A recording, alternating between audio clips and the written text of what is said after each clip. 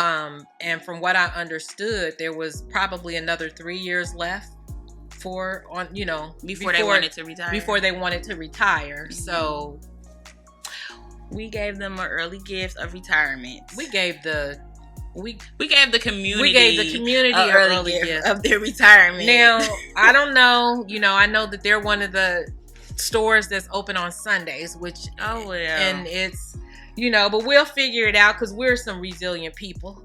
My auntie was like, don't be going to get nothing else shut down because I need sun-kissed skin, hues of gold and black, bronze, brown, caramel to cream. My melanin determining the intricate details of my overall theme. Coils resilient and bold from roots of Afro-textured, natural and wavy manes. An expression of my uniquely individual style. And it's a black thing. Cocoa butter saturated, sealed with moisture. Hydrating my melanin-enriched skin. A gift from my ancestors. My family. My kin. Welcome to the Coils and Cocoa Butter Podcast.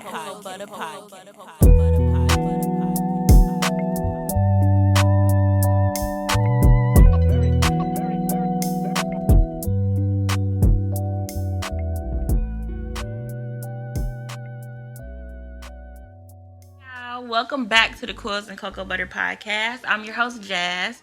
Today I'm being joined again by my mom, Geneva. Hi, y'all. We just wanted to do a quick update episode covering episode 2, which was a discrimination in a beauty supply store.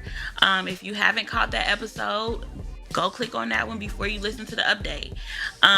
But some things have happened since that episode.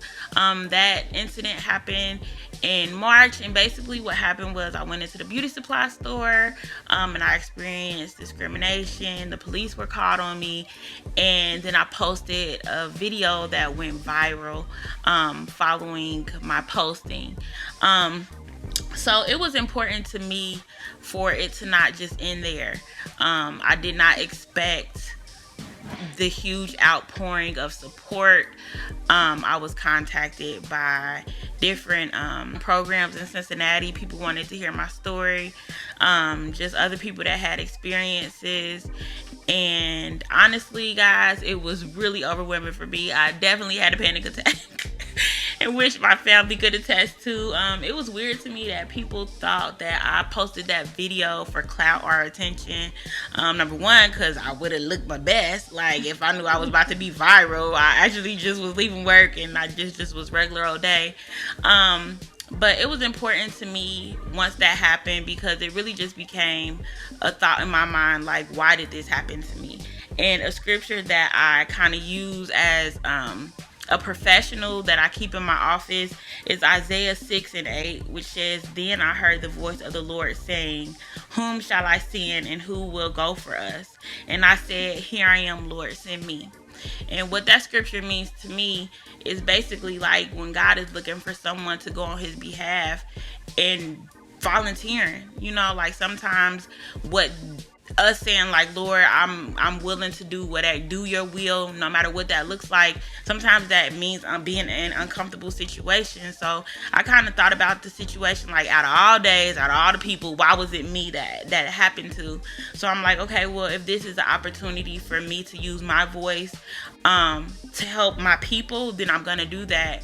And that's something I don't take lightly. So once I got through my own inner battles and anxieties, like I got to work, because I really just felt like, what if I don't say anything and this becomes somebody that dies because of this? Because we all know, like, it might seem like, oh, that's a dramatic thought to have, but look at the world and people, black people dying for little to nothing, over suspecting of a fake, $20 bill, and somebody's was on somebody's neck for 9 minutes. Mm-hmm. Like, come on, like, this is not being ridiculous. So the police being called, guns being involved. It could be life or death for my people. So, and given the history of that Norwood area for for as long as I can remember, over 50 something years, and I'm sure way longer than that, the racial tension in that area, maybe it's not as it was in the past, but with the racial tension in the country today, anything can spin off. So. And like shortly after, it was like maybe the next week after I had that experience, the whole Asian hate crime bill was passed. And hate is hate, and I don't take that away from anybody. It's wrong no matter what, but we don't have that representation. The lynching bill is still not passed. You know what I'm saying? We have to beat down doors to say, hey, we matter. So I wasn't gonna back down. So that led me to first draft a letter that I ended up sending to the mayor of the city where it is. So it's actually like a smaller city in Cincinnati. It's called Norwood. So I did some research, and I found out who the mayor was and everybody on city council. So I drafted a letter to them, basically detailing my experience while I was at the beauty supply store, just maybe talking about some of the discrimination that has happened in their city, and saying, I know that you guys have been trying to bounce back from these things, and just saying my experience as a person of color, that it could lead to something bigger. And I also shared a lot of you guys' stories. I got a whole bunch of comments from people that were patrons of that store who had similar experience of discrimination. I shared some screenshots from my Facebook page where I had a whole bunch of comments. I also went to Google and looked at a lot of the reviews, and most of them, I'll say a good 85% of them, being negative and detailing prejudices that they've experienced in that store. So I wanted to make sure over a lot of years. Years, over spans of years. So I wanted to make sure that they recognized it was not just me in a singular experience that might be an outlier. I wanted them to know that this is something that they are known to do. So I'll read you guys bits and pieces of some of what I put in the letter. I said that I decided to share my experience on social media, which resulted in several thousands of views and comments. And I said the vast majority of those were personally shared similar stories of discrimination, racial profiling, unwanted physical contact from the owners, and outright disrespect, which were all racially motivated. I said that my goal is to bring awareness to this problem, facilitate positive change for African Americans nationally, including those who live in, visit, and patronize businesses in the city of Norwood, Ohio, and to stop this from ever happening again. I understand that Norwood's history is one that is rooted in racial inequality and systemic racism that the city and its citizens are still trying to heal from today. Necessary healing begins with awareness and is furthered by acceptance, accountability, and change. So I sent that letter, variations of that letter to, like I said, the mayor of the city, as well as every city council member. I the next day got a response from the mayor and I think about 3 or 4 council members. I will say I was a little disappointed in the mayor's response. And I let him know I was disappointed in his response. His response was basically like, oh, well, I'm sorry that happened to you, but it sounds like you did your work, your due diligence, And I bounced it back to him and I said, you are an elected official and, you represent not just, the majority, the minority matters here too. And what from your lens could look like not a big deal, it could be life and death for us. Mm-hmm. So I basically challenged him to do his job. So I basically said, I understand you have several duties as mayor. However, a situation that may be perceived as minor in privileged eyes can become a matter of life or death for African Americans, especially when law enforcement is being involved. You may read this letter and suppose I may be catastrophizing, and to that I would encourage you to look at this country's even most recent history, which includes numerous accounts of unwarranted harm and even fatality to unarmed African Americans. I highlighted the fact that he needed to investigate. And even to look into the potentially fraudulent use of emergency services, because 911 was called although I had committed no crime. So that can be services that were taken from somebody who really was in need of help at that time. So I bounced it back to him for him to do his job. I felt a better response from the city council members, who were like asking for details, asking for additional information, and said that they would definitely look into it, that they would be contacting the police department to look into that matter. So that's where it went with the city. As far as that, I was like, okay, did a little bit more digging, a little bit more investigative work, and I ended up finding out that this particular establishment was owned by the school, the college, which is right behind it.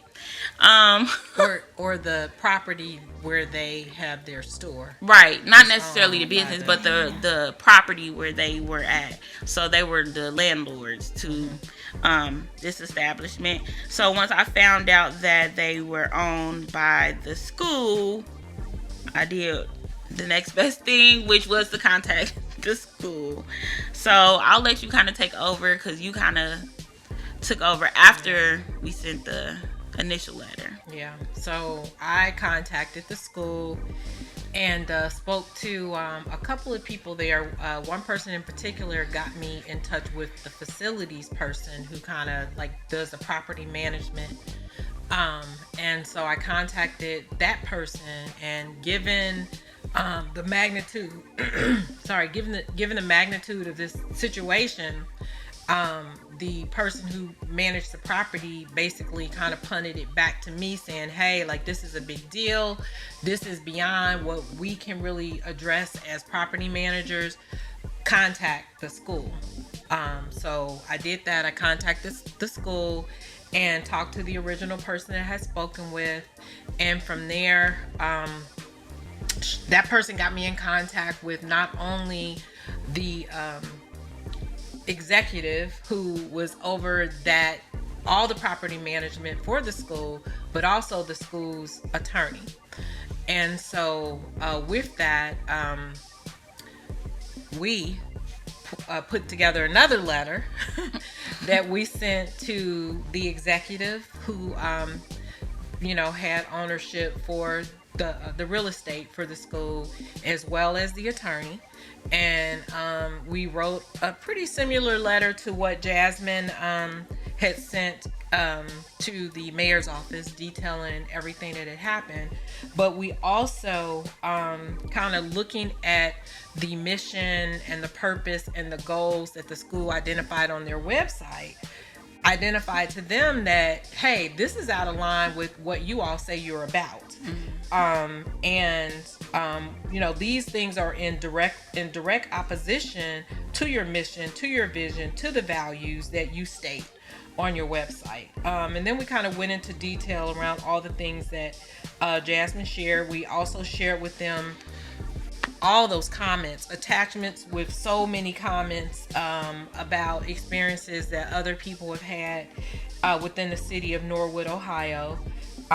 We talked about, the issues that have been historically a part of, what Norwood is, systemic racism that people have experienced for lots and lots of years there, and that it was time for healing, it was time for awareness, it was time for them to be accountable, and it was also time for change. And we also shared the video with them. I gave them the link for them to actually see the video on their own. And one interesting thing I want to say about this community, and this is also something that we noted in there, and I'll read this little part of it. We said, as the city of Norwood grows and expands to include people from all cultural and ethnic backgrounds, it is vital that business owners are culturally competent, unbiased, and welcoming of all patrons.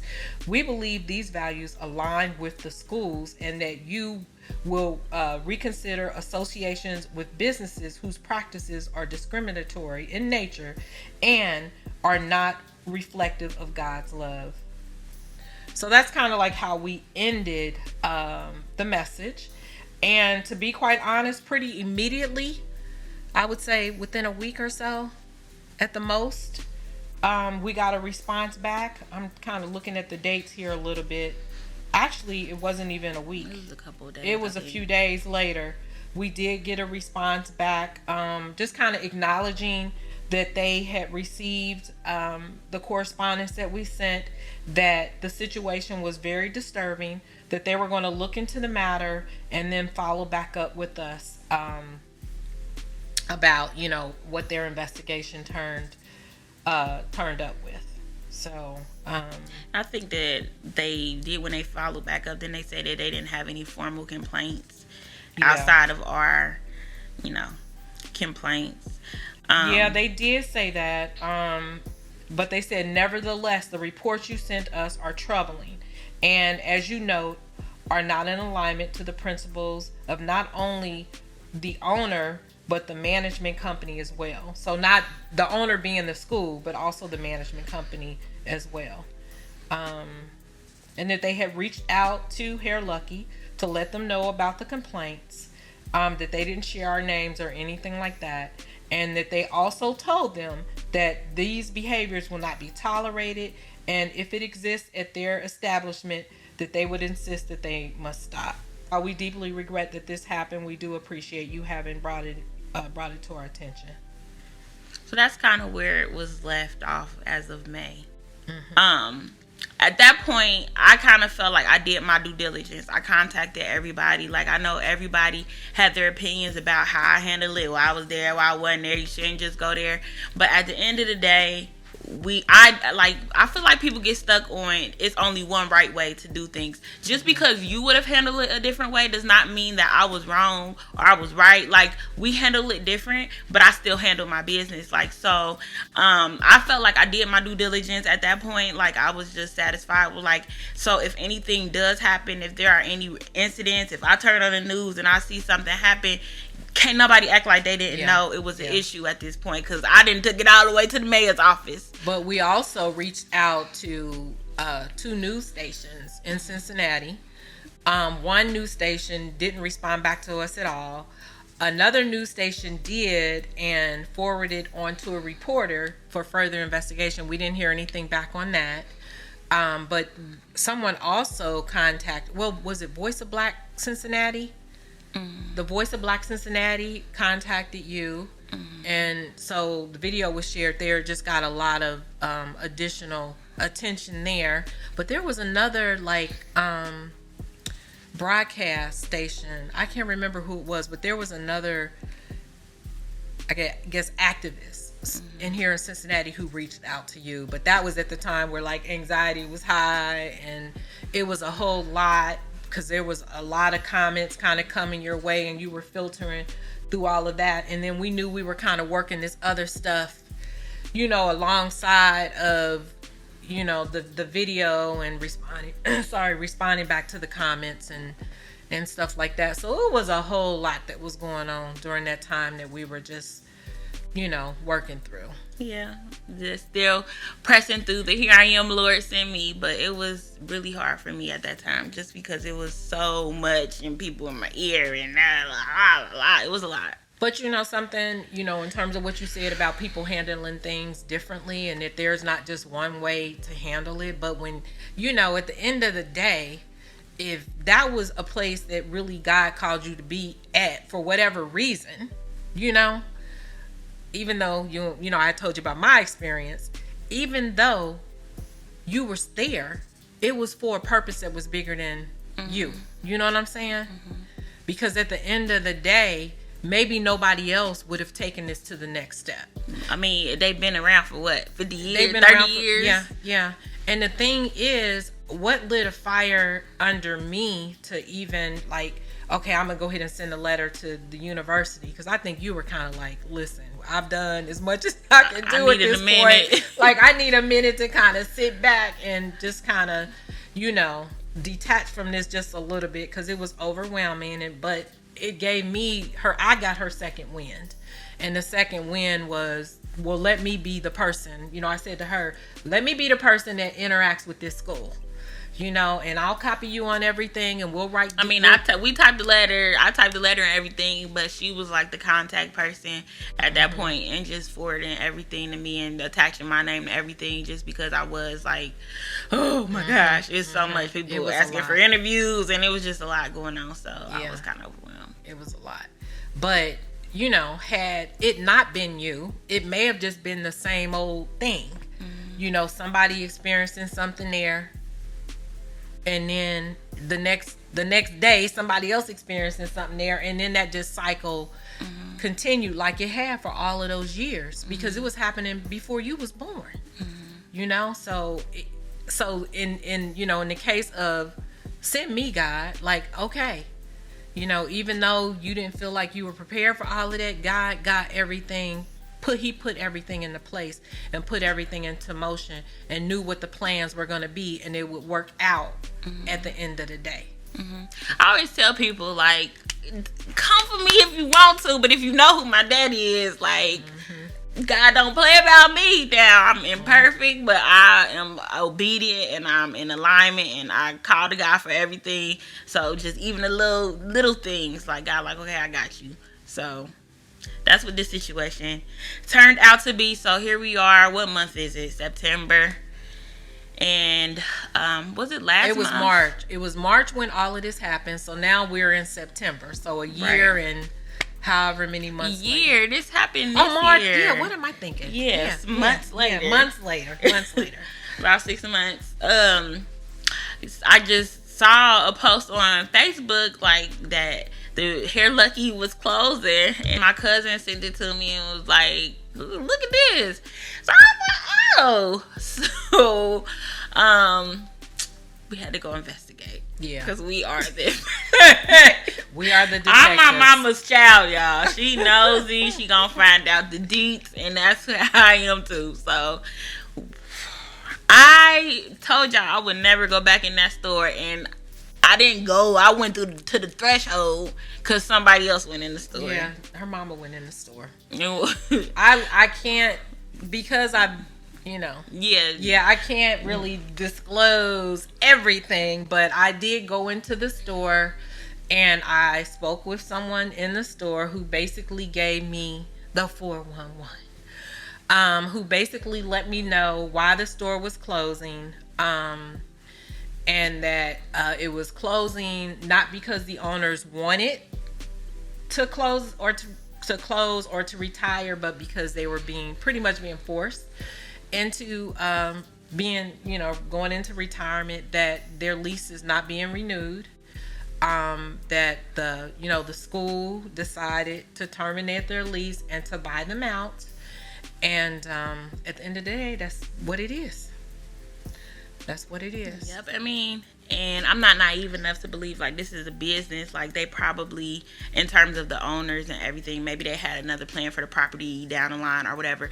But I definitely believe that what we did, which was over and beyond, contributed to this decision. And I am so happy. Yeah. I'm so happy. They deserve to be out of business. I don't wish harm to anyone. That's somebody's livelihood. But they gotta go. Well, and I definitely know that the letter that was written and the conversations that were had all helped with the decision to not renew their lease. And like I said, there's some things that I cannot divulge, but just based on conversations that I had with people who were a little closer to both ends, the school and the property management, and the actual store, and the actual store, that this was not just something that they said, that okay, willy-nilly. we're not gonna do that. Because there's a Family Dollar there, and Family Dollar is still there, and Family Dollar is not going away. I mean, at least not right now. And from what I understood, there was probably another 3 years left before they wanted to retire. So we gave them an early gift of retirement. We gave the we gave the community. We gave the community an early gift of their retirement. Now, I don't know. I know that they're one of the stores that's open on Sundays, which and it's but we'll figure it out because we're some resilient people. My auntie was like, "Don't be going to get nothing else shut down because I need." Yeah, but we, this it turned out to be a blessing. Mm-hmm. It turned out to be a blessing, and they're not totally shut down right now. I don't know as of what date they're going to be shut down. It sounds like it was fairly new, fairly recent when they learned that they needed to leave. And from what I was told, by the person in the store, they had a lot of inventory that they need to sell out. Mm-hmm. Like the store was full of inventory when I went in there, but there's even more that's not on the shelf. Oh, really? So they have a lot of inventory that they need to sell out. So it might be, a few more months. It might actually be into the end of this year. I don't know. I may have to go do some further investigation. And if so, get that. Well, I'm done with it. I feel like, we actually also learned a lot about them as people. And it doesn't sound like the customers were the only people who had issues with them. That might have just been their souls and who they are at their core. Not my business, not my problem, but it becomes my business and my problem when I'm, becoming threatened because of it or my people. So that's why it was my business that day. But I definitely feel like as a whole, like what have I learned from this situation? I kind of said some of the stuff that I learned at the beginning. I think could have been a couple of months, so I could reflect on it a little bit more. But I definitely feel like the podcast is something that I have been working on. That I feel like, God gave me. But I'm someone who wants to have the information. I'm someone who wants to have all my ducks in a row. So I can tend to procrastinate and put things off because I want things to look a certain way. So I could say that the podcast would not have started had that incident not happened, because I felt like I needed to have a response and I needed to tell you guys what happened. And I already had my first episode ready to go, but I'm like, okay, let's do it. And that kind of contributed to me feeling overwhelmed too, because putting together a whole new podcast and getting everything that I needed, and with everybody's thousands of comments and people calling me like, oh, did you see yourself on YouTube? Like, no, and not gonna lie, defending myself against some of the comments. It was very overwhelming. But I feel like, like we said, God has a perfect plan, and even all things work together for the good for those who love God and are called according to His will. So, even this situation put a battery in my back. Like I gotta get moving. So thank them for their blessing of the podcast right now. It's something that I have been called to for my people to facilitate communication and change.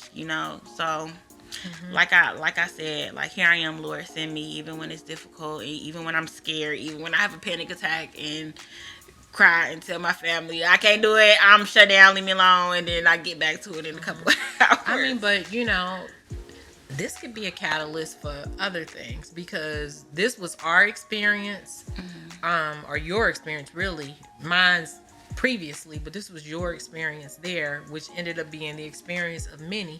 And this is, I'm sure, not the only place in Cincinnati. It's not. That people are experiencing these types of situations.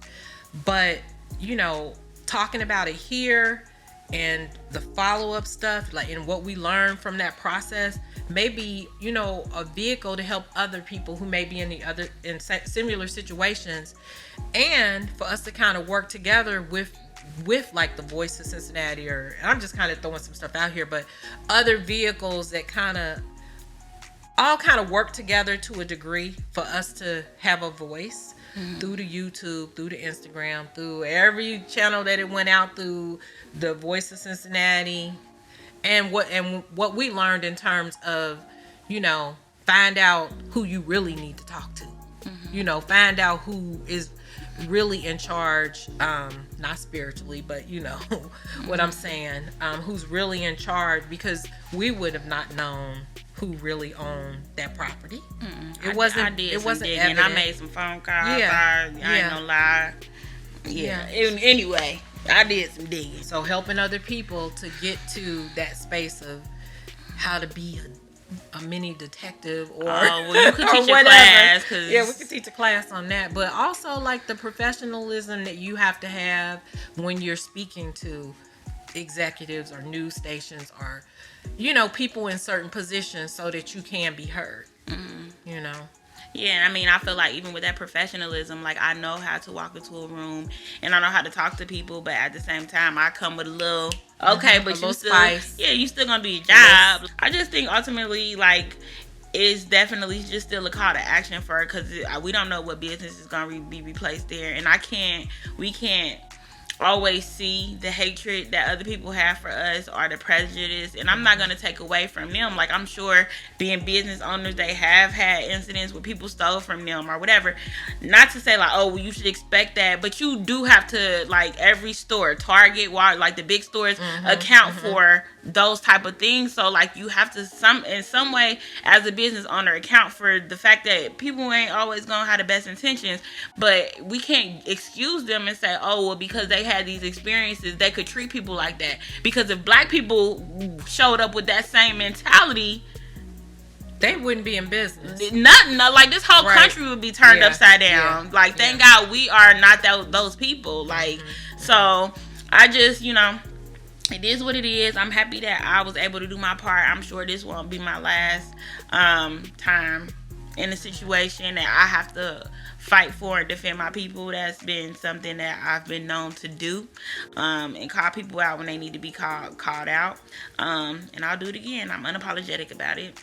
And I thank my mom for having my back per usual. The strength of a mama, the strength of a black mama. That's right. Like, when they see they kids and like, not mine, no, you're not. And she would go to war. She would go to war spiritually, physically, mentally, emotionally. Like, that's so right. When I felt like I was like overwhelmed, you stepped it up. That's right. Every time. You got into lioness, mama bear type of mode. Oh yeah. So, thank you guys for stopping by. Like I said, this was going to just be a short episode. We just wanted to give you guys an update. Hope you all are blessed, and we'll see you later.